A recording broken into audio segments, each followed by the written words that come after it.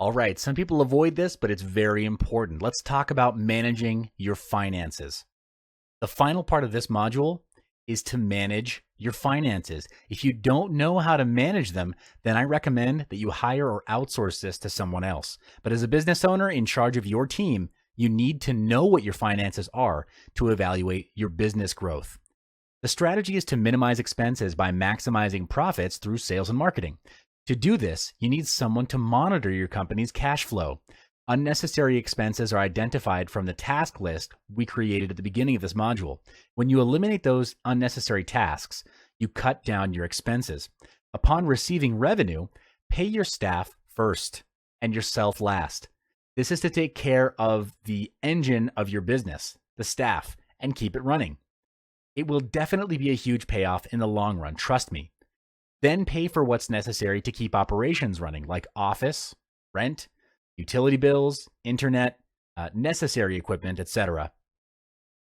With the balance as net profit, allocate 10% to the growth and development of the team. This covers costs you'll need when sending qualified team members to seminars, workshops, investing in books and training videos.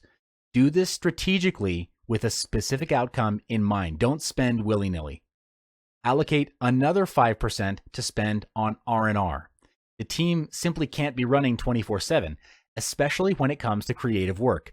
The mind needs to rest and unwind, and funds are needed to accomplish that.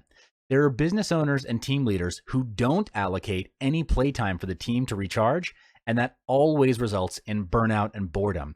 Without naming names, I can tell you that there are Fortune 500 companies that deal with internet commerce, and go ahead and Google the names of the top companies in the industry. You'll see examples of this. But when fund allocation is done in percentage versus value, the team is empowered, feels the sense of ownership for their work, and can contribute more actively in the company. All that needs to be done now is to increase productivity and marketing of the company. More revenue equals more profit. More profit equals more funds for learning, profit sharing, and R&R. When your business growth expands, hire a sales and marketing team to bring in sales for the company. Do high tickets to attract more profitable business projects instead of small projects with less profit.